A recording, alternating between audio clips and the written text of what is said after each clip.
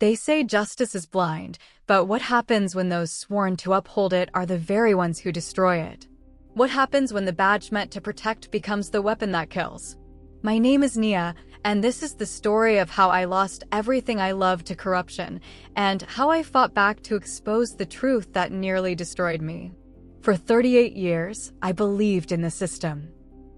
I wore the badge with pride, walked the streets with purpose, and came home every night to a husband who believed in justice as much as I did.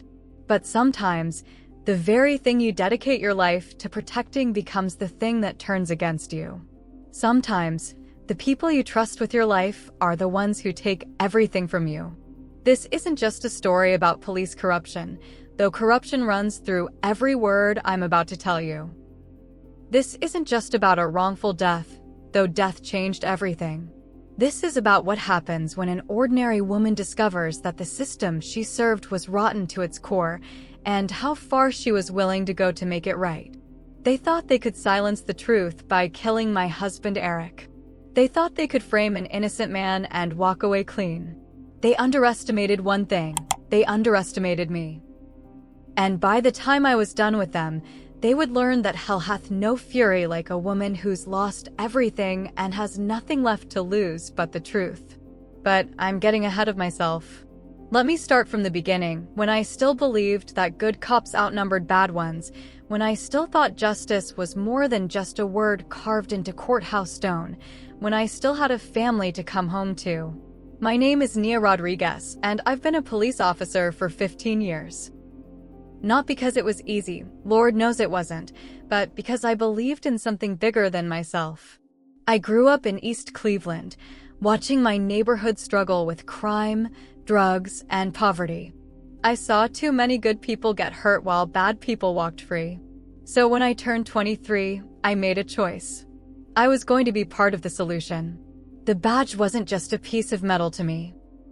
It was a promise to protect people who couldn't protect themselves, to stand between the innocent and those who would hurt them, to make sure that right won over wrong, even when it was hard.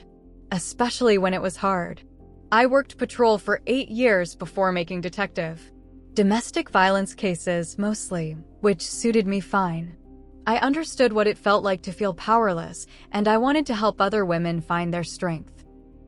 I had a good arrest record, commendations from my supervisors, and the respect of most of my colleagues. I wasn't perfect, but I was honest. In a department where honesty was becoming increasingly rare, that meant something. But work was only half of my life. The other half, the better half, was my family. Eric Rodriguez was everything I wasn't expecting when I walked into that coffee shop on 5th Street 7 years ago.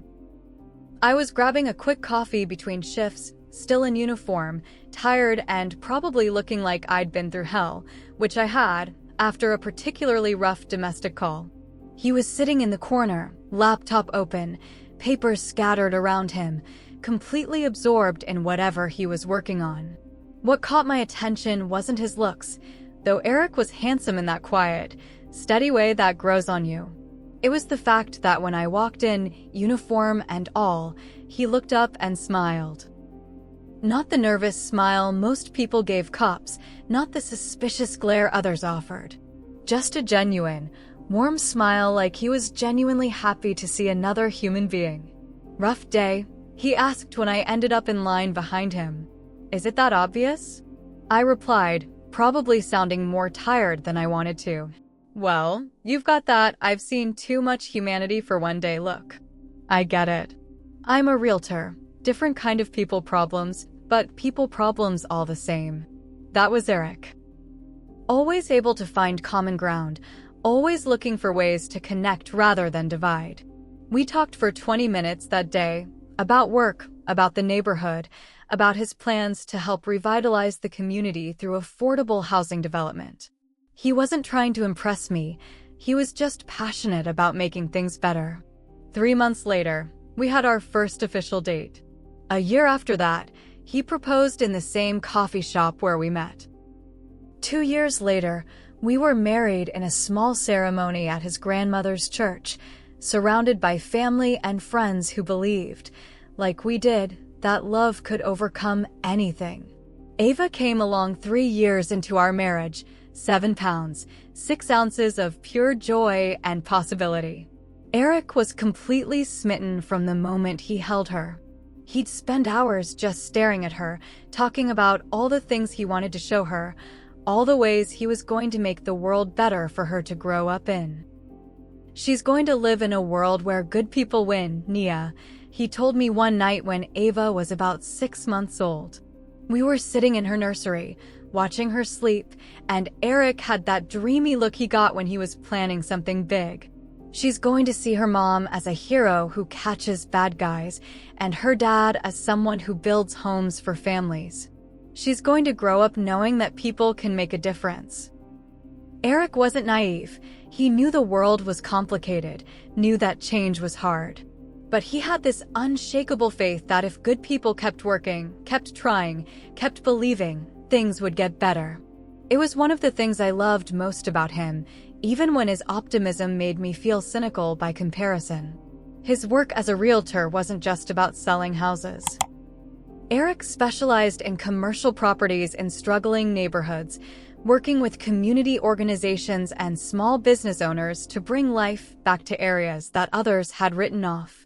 He'd spend his evenings researching zoning laws, attending community meetings, and connecting with local leaders who shared his vision.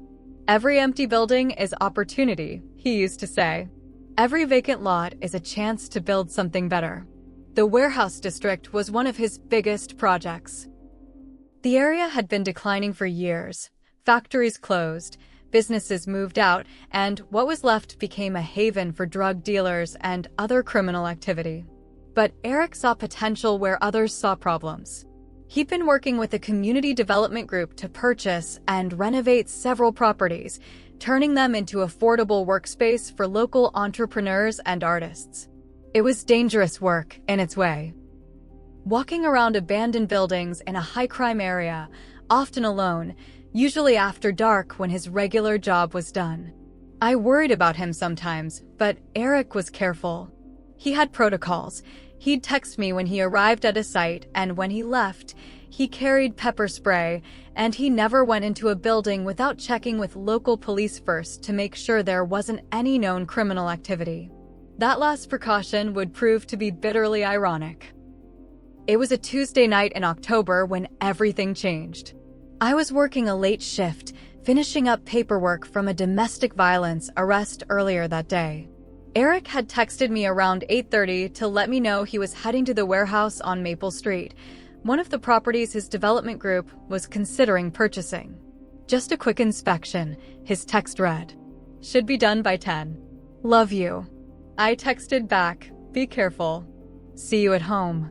Love you too." Those were the last words we ever exchanged. Eric was thorough in his inspections. He'd check everything from the foundation to the roof, looking for structural issues, code violations, anything that might affect the renovation timeline or budget. The warehouse on Maple Street was bigger than most of the properties he'd looked at, which meant the inspection would take longer than usual. What Eric didn't know, what none of us knew, was that officers Mitchell Reed, Danny Santos, and Tom Bradley had been using that same warehouse for meetings that had nothing to do with law enforcement. They'd been taking money from a drug distribution ring run by a dealer named Carlos Mendez, providing protection and information in exchange for a cut of the profits. It was a classic corruption scheme, the kind that destroyed communities and made people lose faith in the police. Mendez's organization would get advance warning about raids, information about rival dealers, and guaranteed safe passage for their higher-level operations. In return, Reed and his partners got more money in a month than their salaries provided in 6. They'd been operating for almost 2 years, and they thought they were untouchable. Reed was a 15-year veteran with connections throughout the department. Santos was well-liked and had never had a serious complaint filed against him. Bradley was the son of a retired captain and seemed destined for promotion. Who was going to suspect 3 clean-cut officers of being on the take? But corruption makes people paranoid, and paranoia makes people sloppy. That Tuesday night, they were meeting with Mendez and two of his lieutenants to discuss a problem. Another dealer had been moving into their territory, and Mendez wanted police protection for a confrontation that was likely to turn violent. It was the kind of request that should have sent any honest cop running, but Reed and his partners had crossed that line long ago. The meeting was supposed to take place at 10 o'clock, but Mendez arrived early with his men, and the officers were already there working out the details when Eric's car pulled up outside the warehouse at 9:45. Eric later told investigators, before they killed him, that he'd seen lights in the building and heard voices. His first thought was that there might be squatters or homeless people inside, which wasn't uncommon in abandoned buildings. His second thought was that he should call the police, which he did. The call went out over the radio just as Reed and Santos were shaking hands with Mendez over their latest deal. Possible trespassing at 1247 Maple Street, caller requesting officers respond for a welfare check. I can only imagine the panic that went through Reed when he heard that call. He knew the address, knew they were trapped, knew that in a few minutes patrol units would be arriving to investigate a complaint that would expose everything they'd been doing. Reed made a decision that night that cost my husband his life and eventually destroyed his own. Instead of coming up with an excuse to leave, instead of telling Mendez to run, instead of trying to cover their tracks, Reed decided to eliminate the problem permanently. Eric was still sitting in his car, probably waiting for officers to arrive, when Reed approached him. According to the surveillance footage we found later, footage that Reed didn't know existed, my husband was completely cooperative. He showed Reed his ID, explained why he was there, and offered to leave if there was police business going on in the building. Reed seemed to consider this for a moment. He could have just told Eric to move along, could have said there was an ongoing investigation and civilians needed to stay away. Eric would have left, filed his report with the community development group, and probably never thought about it again. But Reed had seen too much fear in Mendez's eyes, had realized that even the appearance of police attention could unravel everything they'd built. And Reed wasn't the kind of man who took chances with his retirement fund. What happened next was captured on a security camera from a building across the street, footage so clear and damning that when I finally saw it months later, it took everything I had not to drive straight to Reed's house and show him exactly how it felt to be helpless. Reed walked back into the warehouse and spoke briefly with Santos and Bradley. Then all three officers drew their weapons and surrounded Mendez and his men. For a moment, it looked like they were making arrests, which is exactly what they wanted it to look like. Santos shot first, putting 2 bullets into one of Mendez's lieutenants. The man went down instantly, and Mendez started shouting, hands raised, trying to surrender. Bradley shot him twice in the chest, and he collapsed next to his associate. Then Reed walked outside and put 3 bullets into my husband's chest while Eric sat defenseless in his car. The entire thing took less than 4 minutes. When it was over, 2 drug dealers were dead, my husband was dying, and 3 police officers were preparing to tell the biggest lie of their careers. The call came in at 10:47 p.m. I was still at the station, had just finished my shift and was getting ready to head home to relieve our babysitter when Sergeant Morrison found me in the parking lot. "Nia," he said, and something in his voice made me stop walking toward my car. "I need you to come back inside." "What's wrong?" "There's been a shooting. We need to talk." I followed him back into the station, my heart already starting to race. In 15 years as a cop, you learn to recognize the tone people use when they're about to deliver life-changing news. You hear it when you're the one delivering that news to other people, the carefully controlled voice, the way words come out just a little too measured, too careful. Morrison led me into his office and closed the door. Captain Williams was already there, along with Detective Hayes from Internal Affairs. The moment I saw Hayes, I knew something was very wrong. "Nia, sit down," Morrison said. "What happened?" I asked, but I was already reaching for my phone, already thinking about Eric's text from earlier, already knowing in the pit of my stomach that the shooting Morrison mentioned wasn't some random case they needed my help with. "There was an incident tonight at a warehouse on Maple Street," Williams said. "Officers responded to a trespassing call and found a drug deal in progress. 2 suspects were killed in the shootout.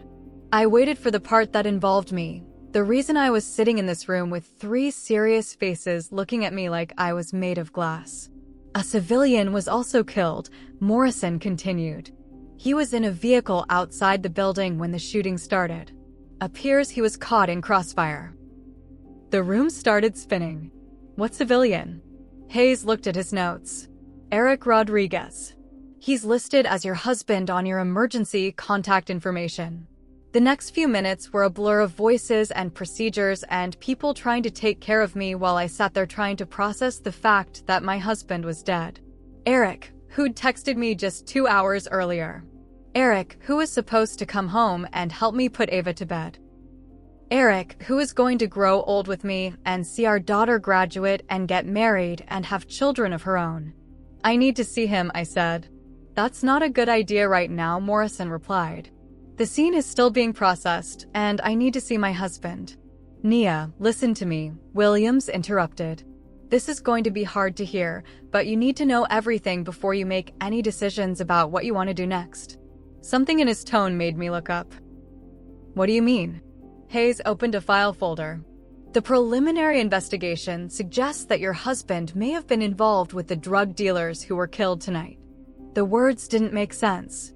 I heard them, but they bounced off my brain like they were in a foreign language. "What?" "He was at the scene of a drug deal," Hayes continued. "Officers Reed, Santos, and Bradley responded to the trespassing call and found him in a vehicle outside the warehouse where the transaction was taking place. When the dealers opened fire, your husband was caught in the shooting. Eric wasn't involved with drug dealers." "Nia, I know this is difficult. Eric wasn't involved with drug dealers." I stood up so fast my chair fell over. "He was there for a property inspection. He's a realtor. He was working with a community development group to renovate that building." The 3 men exchanged glances. "We'll look into that," Morrison said. "But right now, the evidence suggests—" "What evidence?" I demanded. "What evidence suggests my husband was involved with drugs?" Hayes looked uncomfortable. "He was at the scene of a known drug transaction. Officers found him in possession of a large amount of cash. And according to the dealers who were killed, he was their buyer." "The dealers who were killed? How do you know what dead people said?" "One of them made a statement before he died," Williams explained. "Officer Reed tried to save him, but he died on the way to the hospital. Before that, he identified your husband as someone who'd been buying from them for months." I stared at them. These were men I'd worked with for years, men I'd trusted, men I'd thought were on my side. And they were sitting there telling me that my husband, the man who wouldn't even drink a beer without checking if he had to drive anywhere that night, was a drug dealer. "You're lying," I said. "Nia," Morrison started. "You're lying." I slammed my hand on Williams' desk. "I don't know why, but you're lying about my husband. Eric would never, ever be involved with drugs. He was there for a property inspection, and you know it." "The cash," Hayes began. "What cash? How much cash?" Hayes consulted his notes. "Approximately $8,000. Eric had money because he's a realtor. He sometimes carries cash for deposits and closing costs. $8,000 isn't unusual for someone in his business." But even as I said it, I could see they'd already made up their minds. The story was written, the narrative was set, and my husband's reputation was going to be destroyed along with my grief. I left the station that night knowing 2 things for certain. Eric was dead, and someone was lying about why. The funeral was held on a Saturday morning in October, under a gray sky that seemed appropriate for burying dreams along with the man I loved. The church was full. Eric had touched a lot of lives in his 35 years, and people came from all over the city to pay their respects. But there were whispers. I could hear them during the viewing, during the service, during the reception afterward. People who'd known Eric were confused by the news reports, by the story the police were telling, by the suggestion that this man they'd respected and admired had been living a double life. "I just can't believe it," his business partner, Marcus, said to me after the service. Eric was the most honest person I knew. If he was dealing drugs, I was selling real estate on Mars. "You don't believe it either?" I asked. Marcus looked around to make sure no one was listening, then leaned closer. "Nia, Eric was working on the biggest legitimate deal of his career. The Community Development Group had just approved funding for 3 major renovations, including that warehouse. Why would he risk all that for drug money? What do you know about that warehouse specifically?" He'd been researching it for months. Talked to the neighbors, checked city records, even drove by at different times of day to see what kind of activity there was in the area. If there had been regular drug deals happening there, Eric would have known about it and steered clear. That was the first crack in the official story, and I grabbed onto it like a lifeline. Over the next few weeks, while I was supposedly on bereavement leave, I started asking questions. I talked to everyone Eric had worked with, everyone he'd mentioned in connection with the warehouse project, everyone who might have known something about his plans that Tuesday night. The picture that emerged was completely different from what the police were claiming. Eric hadn't been secretive about his work on Maple Street. He'd been excited about it. He'd told Marcus, his grandmother, his brother Miguel, even our babysitter about the potential he saw in that building. He'd scheduled the inspection weeks in advance and had planned to bring Marcus along until Marcus came down with the flu that afternoon. He called me around 6. Miguel told me when I visited him 2 weeks after the funeral. Wanted to know if I could go with him to look at this warehouse. Said it was going to be the centerpiece of their development project, and he wanted family to see it before they made an offer. "Why didn't you go?" Sophia had a parent-teacher conference that night. I told him I'd go with him the next week. Miguel's voice broke. "Maybe if I'd been there." "This isn't your fault," I told him, but I was thinking the same thing. If Eric hadn't been alone, if there had been a witness, would the officers have told a different story? The more people I talked to, the more convinced I became that Eric had stumbled into something he wasn't supposed to see, and that his death wasn't a tragic accident, it was murder. But knowing something and proving it are different things. I was a detective, but I was also a grieving widow and a single mother trying to hold my life together. The department had made it clear that they considered the case closed, and pursuing it further would mean challenging not just the official story, but officers I'd worked alongside for years. That's when I met Detective Marcus Harris. Harris worked in internal affairs, which usually made him about as popular with other cops as a tax auditor at a Christmas party. But he had a reputation for being thorough, fair, and more interested in the truth than in protecting the department's image. He'd been the one to investigate 2 other questionable shootings in the past year, and while he hadn't found grounds for charges in either case, his reports had been detailed enough to raise questions about both incidents. He came to see me at home on a Thursday evening in November, about a month after Eric's death.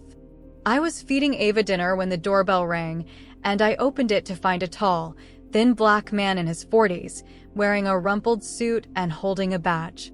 "Mrs. Rodriguez? I'm Detective Harris, Internal Affairs. I was hoping I could talk to you about your husband's death." I invited him in, got Ava settled in her high chair with some toys, and poured coffee for both of us. Harris had kind eyes and a gentle way of speaking that made me think he might actually listen to what I had to say. "I've been reviewing the file on the shooting," he began. "I have some questions about the official report." "What kind of questions?" "Well, for starters, the timeline doesn't make sense. Your husband called in the trespassing complaint at 9:47. The first patrol units were dispatched at 9:49. But officers Reed, Santos, and Bradley didn't radio their arrival at the scene until 10:15. Where were they for 26 minutes? I set down my coffee cup. "I don't know. Where were they?" "They claim they were responding to another call first, a domestic dispute on the other side of town. But I can't find any record of that call in the dispatch logs." "What does that mean?" Harris pulled out a notebook. It means either the records are incomplete or the officers weren't where they said they were when your husband's call came in.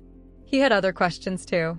Why had Eric been shot 3 times in the chest when the officers claimed he was caught in crossfire? Why had the 2 drug dealers been shot execution style when they were supposedly shooting at police? Why had none of the officers been wounded if they were in a firefight with armed dealers? I've seen a lot of police shootings, Harris told me. This one doesn't look like any legitimate officer-involved shooting I've ever investigated. So what do? That depends. How far are you willing to go to find out what really happened to your husband? I looked at Ava, playing quietly in her high chair, completely unaware that her father was gone forever and that someone was trying to destroy his memory along with her future.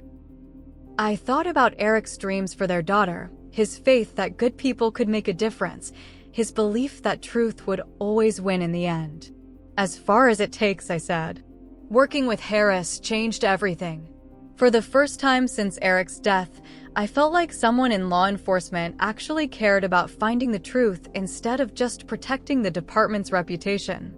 Harris had been a detective for 18 years, 12 of them in internal affairs. He'd seen enough police corruption to recognize it, and he'd developed sources throughout the department who trusted him to handle sensitive information appropriately. The thing about corruption, he explained to me during one of our evening meetings at my kitchen table, is that it's never just one incident. If these officers killed your husband to cover up drug dealing, then they've been dealing for a while. And if they've been dealing for a while, there are going to be other traces, other complaints, other inconsistencies, other people who've noticed something wrong. He was right. Once we started looking, the pattern became clear. Reed, Santos, and Bradley had all been assigned to the same district for the past 2 years, the same district where drug activity had actually increased during their tenure. They worked the same shifts, often partnered together, and had developed a reputation for making arrests that never seemed to lead to convictions. Look at this. Harris showed me a spreadsheet he created. In the past 18 months, these 3 officers have made 47 drug-related arrests. Guess how many resulted in successful prosecutions? How many? 8. The other 39 were dismissed for various reasons: evidence problems, procedural errors, witnesses who disappeared or changed their stories. That seems like a lot of failed cases. It's unheard of. The average conviction rate for drug arrests in the city is about 75%. For these officers, it's less than 20%. Either they're the most incompetent cops in the department, or they're intentionally sabotaging their own cases. The more we investigated, the clearer it became that Reed and his partners had been protecting certain dealers while arresting their competition. They'd create the appearance of law enforcement activity while actually facilitating the drug trade they were supposed to be stopping. But proving it was another matter. We needed evidence that would convince a prosecutor to bring charges, and evidence that would convince a jury to convict 3 police officers with clean records and solid reputations. That's when Harris suggested we look for the surveillance footage. The warehouse district is full of businesses that have security cameras, he said. If your husband was killed the way I think he was, there might be video evidence. We spent weeks canvassing the area around the warehouse, talking to business owners, security companies, and anyone else who might have had cameras pointed in the direction of 1247 Maple Street on the night of October 15th. Most of the cameras weren't positioned to capture what happened, or the footage had been automatically deleted after 30 days. But Harris was persistent, and eventually we found what we were looking for. An auto repair shop across the street from the warehouse had installed a new security system just 6 months earlier. The cameras were high definition, motion activated, and programmed to save footage for 90 days before deletion. The owner, a man named Tony Castellanos, had been out of town the week after the shooting and hadn't checked his security footage until Harris contacted him. I heard about what happened over there, Tony told us when we met him at his shop on a cold December morning. Terrible thing. That man had a family, right? Yes, I said. A daughter. Tony nodded gravely. Well, let's see what we can see. The footage was devastating. It showed everything. Reed approaching Eric's car, Reed returning to the warehouse and speaking with Santos and Bradley, all three officers drawing their weapons on Mendez and his men, Santos shooting first, Bradley finishing off Mendez, and Reed walking outside to execute my husband in cold blood. There was no crossfire. There was no shootout. There was no resistance from the drug dealers, who died with their hands raised in surrender. And there was no justification for killing Eric, who never even got out of his car. Jesus Christ, Tony whispered as we watched the footage for the first time. They murdered all of them. I had to step outside to compose myself. Seeing my husband killed, watching the exact moment when Ava became an orphan and I became a widow, was almost more than I could bear. But it was also the evidence we needed to prove that everything the police had said about that night was a lie. Harris made copies of the footage and secured it as evidence. Then we sat down to plan our next move. We have enough to prove the officers committed murder, he said. But we need more if we want to expose the full extent of their corruption. And we need to be very careful about how we proceed. These men have killed to protect their secret. They won't hesitate to kill again if they think we're getting close to exposing them. That's when I made the decision that would change everything. Instead of turning our evidence over to the district attorney and hoping for the best, I was going to take a different approach. I was going to sue them. Finding the right lawyer was crucial. I needed someone who specialized in police misconduct cases, someone who had experience taking on law enforcement agencies, and someone who wouldn't be intimidated by the kind of pressure that cops could bring to bear when their own were threatened. Harris recommended Aisha Williams, a civil rights attorney who had built her career on cases that other lawyers wouldn't touch. She'd won several high-profile settlements against police departments in other cities, and she had a reputation for being thorough, fearless, and completely committed to her clients.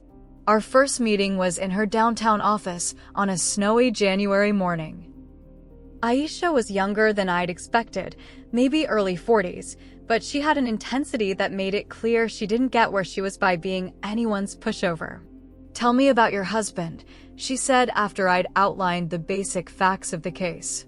For the next hour, I told her about Eric, about his work, his dreams, his character, his love for our daughter. I told her about the community development project, about his excitement over the warehouse renovation, about his careful research and planning for that inspection. Aisha listened without interrupting, taking notes occasionally, but mostly just letting me talk.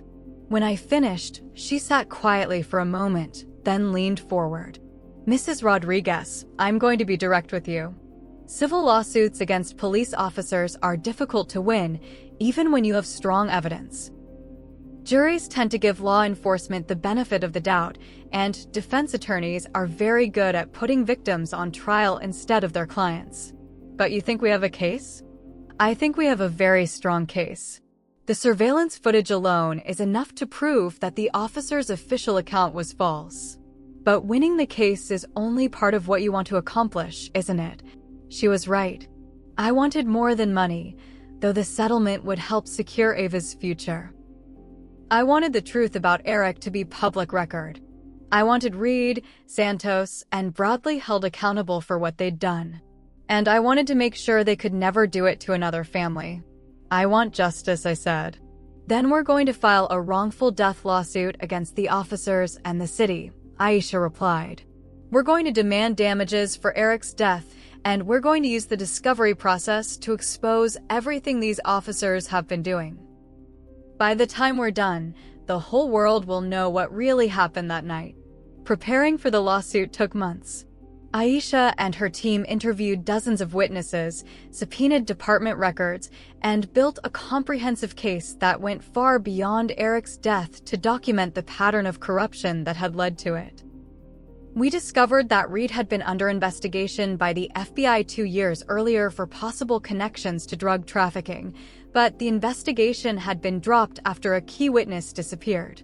We found bank records showing unexplained cash deposits in all 3 officers' accounts.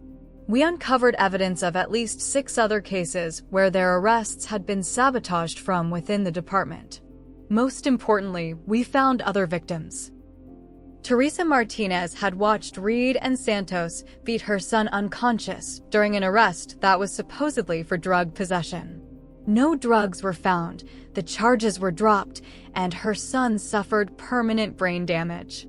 But when she tried to file a complaint, she was told there wasn't enough evidence to proceed. James Washington had seen Bradley plant drugs on a teenager during a traffic stop, but when he came forward as a witness, he was arrested on outstanding warrants that mysteriously appeared in the system overnight. Maria Gonzalez had tried to report that Reed was taking money from dealers in her neighborhood, but her complaint disappeared from internal affairs files, and she started receiving anonymous threats until she dropped the matter. The pattern was clear. Reed, Santos, and Bradley had been operating with impunity for years, protected by a system that was more interested in avoiding scandal than preventing corruption. "Your husband's death wasn't just a murder," Aisha told me as we prepared for trial. It was the inevitable result of a department that allowed these officers to believe they were above the law. The trial began on a Monday morning in May, almost 7 months after Eric's death. The courtroom was packed with reporters, community activists, other families who'd been victims of police misconduct, and officers from the department who wanted to see how the case would unfold. Reed, Santos, and Bradley sat at the defense table with their lawyers, looking confident and professional in their dress uniforms.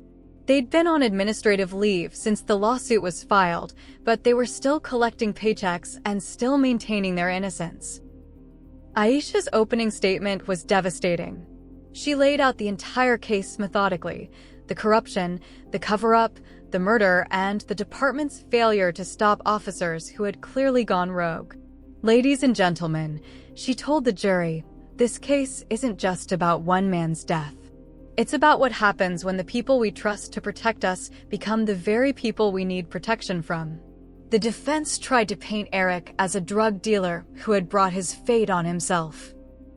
They claimed the surveillance footage was inconclusive, that the officers had been acting in self-defense, that Eric's presence at the warehouse was proof of his criminal involvement. But their story fell apart under cross-examination. When Aisha played the surveillance footage in court, showing Reed walking calmly to Eric's car and shooting him 3 times while Eric sat helpless and unarmed, the defense had no explanation that made sense. When she presented evidence of the officers' financial records, showing cash deposits that coincided with major drug arrests, the defense claimed it was coincidence. When she called witnesses who had seen the officers taking money from dealers, the defense attacked their credibility and their motives. But the evidence was overwhelming, and the jury could see it. The trial lasted 3 weeks, and every day brought new revelations about the depth of corruption in the police department. By the time closing arguments began, it was clear that this case had become about much more than one wrongful death. It had become a referendum on police accountability and the justice system's ability to police itself. The jury deliberated for less than 6 hours. When they returned to the courtroom that Friday afternoon, I could barely breathe. Ava was with my mother-in-law, and I sat in the front row with Aisha, Harris, and Eric's family, all of us holding our breath as the foreman stood to read the verdict. In the case of Rodriguez versus Reed, Santos, Bradley, and the city of Cleveland, we the jury find in favor of the plaintiff on all counts. The courtroom erupted.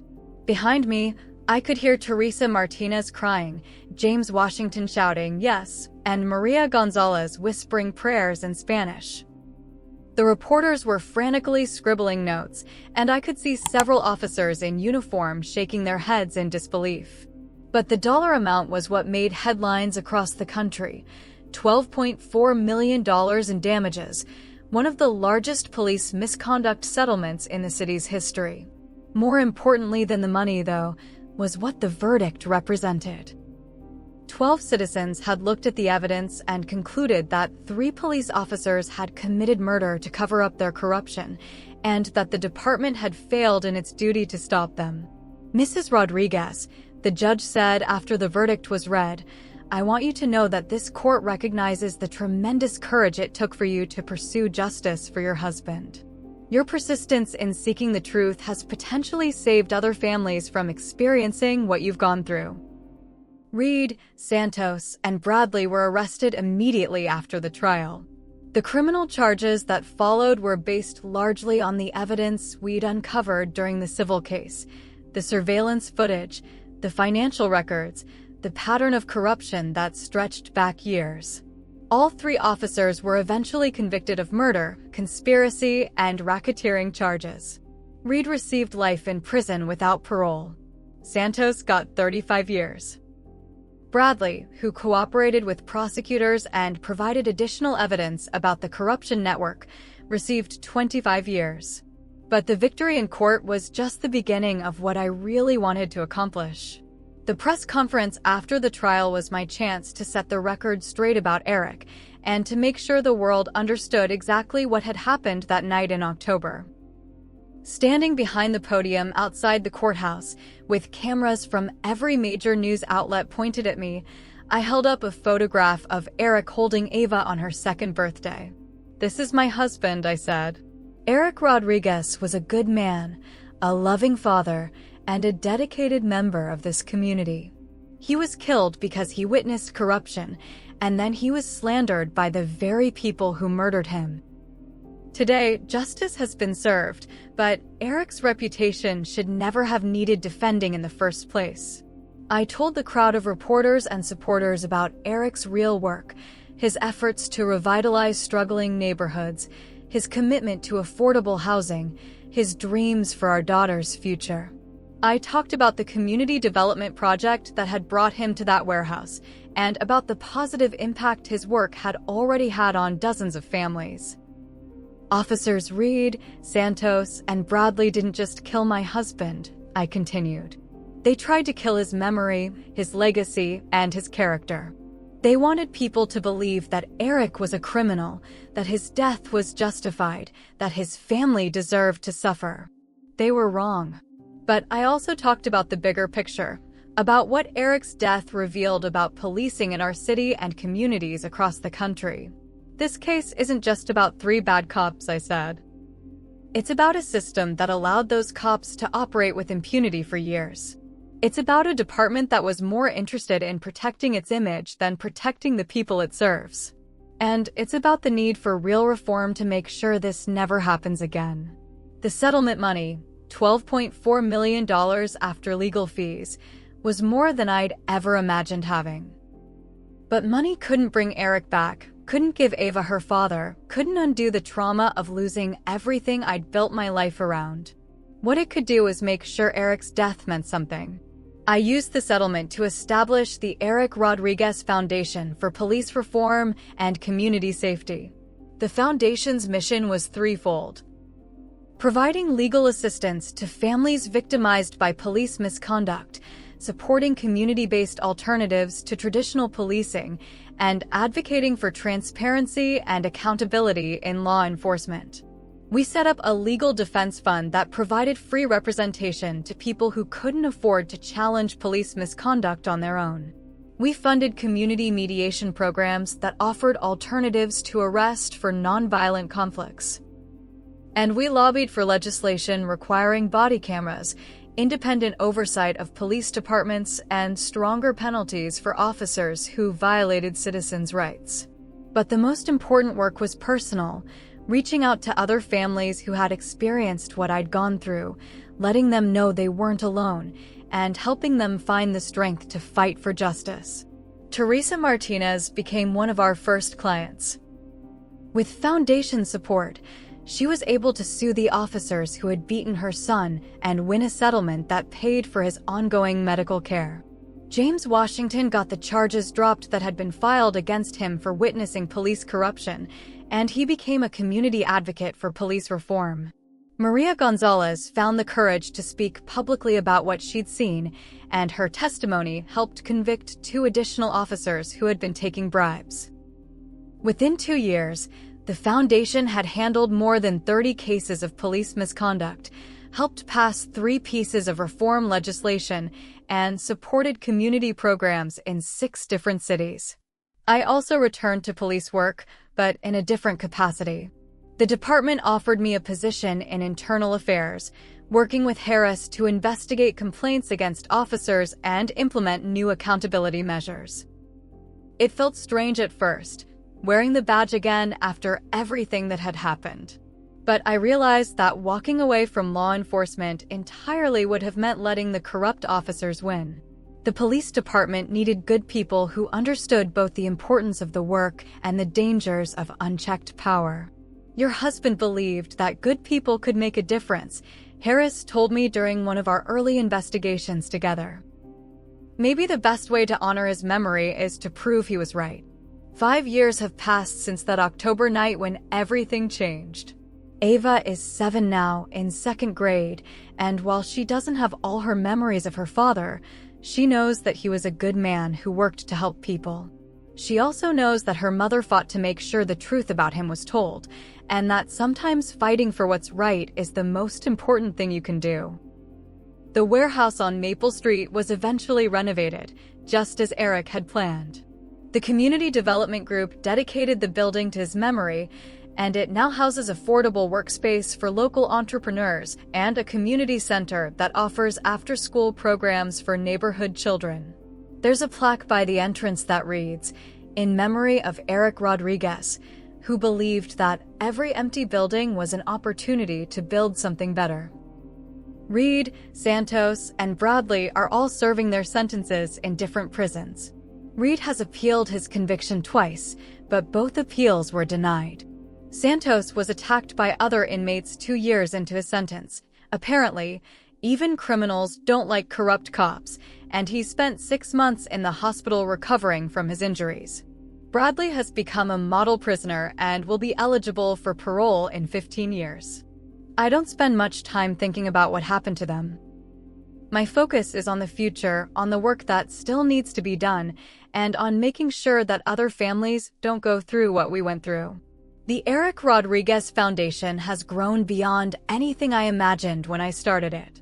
We now have offices in 12 cities, a staff of 37 people, and partnerships with civil rights organizations across the country. We've helped secure more than $50 million in settlements for victims of police misconduct, and our advocacy work has contributed to police reform legislation in 8 states. But the most meaningful work remains the personal connections, sitting with a mother whose son was killed by police, helping a family navigate the legal system, or simply being there to listen when someone needs to know that they're not alone in their fight for justice. Last month, I got a letter from a woman in Chicago whose husband was killed in a police shooting that bore striking similarities to Eric's death. She'd seen me speak at a conference about police accountability, and she wanted to know if I thought she had a case. I called her that same day.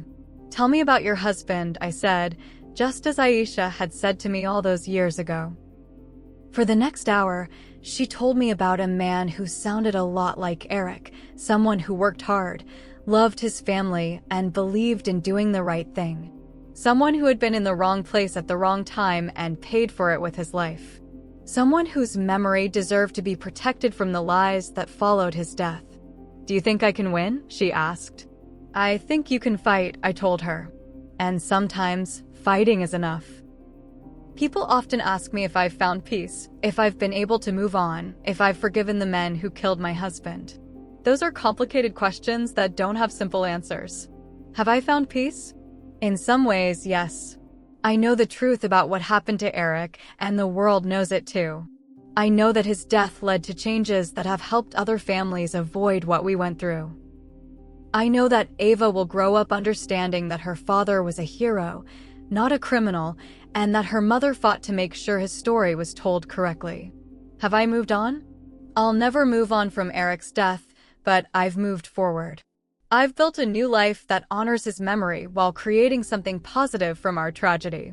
I've found purpose in work that Eric would have been proud of, and I've discovered strength I didn't know I had. Have I forgiven Reed, Santos, and Bradley? That's the hardest question, and the answer changes depending on the day you ask me. Some days, I think forgiveness is the only way to let go of the anger that could consume me if I let it. Other days, I think they deserve every year of their prison sentences and more. What I know for certain is that they took away my husband, Ava's father, and the future we had planned together. But they didn't take away our love for Eric, our commitment to justice, or our belief that good people can make a difference when they refuse to give up. They thought they could kill the truth along with my husband. They thought they could destroy his reputation and get away with murder. They thought wrong. The truth has a way of surviving, even when people try to bury it. Justice has a way of prevailing, even when it takes longer than anyone wants to wait. And love, the love that Eric and I shared, the love that drives my work now, the love that connects all of us who refuse to accept injustice, that love is stronger than corruption, stronger than violence, and stronger than the fear that keeps too many people silent when they should speak up. Eric used to say that every empty building was an opportunity to build something better. I've learned that every tragedy, every injustice, every moment when the system fails us is also an opportunity to fight back, to demand better, to build something stronger in place of what was broken. My husband is gone, but his belief in the possibility of justice lives on in the work we do every day. The men who killed him are in prison, but more importantly, the truth about what they did is now part of the public record, a warning to other officers who might think they can act with impunity, and a source of hope for families who find themselves fighting the same battle we fought. That's not the ending Eric and I planned when we got married, when we bought our first house, when we welcomed Ava into the world. But it's an ending that honors his memory and serves his belief that good people, working together, can make the world a little bit better than they found it. Sometimes that's enough. Sometimes it has to be enough. And sometimes, when I'm working late at the foundation office, or sitting in a courtroom supporting another family in their fight for justice, or reading Ava a bedtime story about heroes who never give up, I can almost hear Eric's voice, reminding me that every empty building is an opportunity to build something better. We're still building, Eric. And we're not going to stop.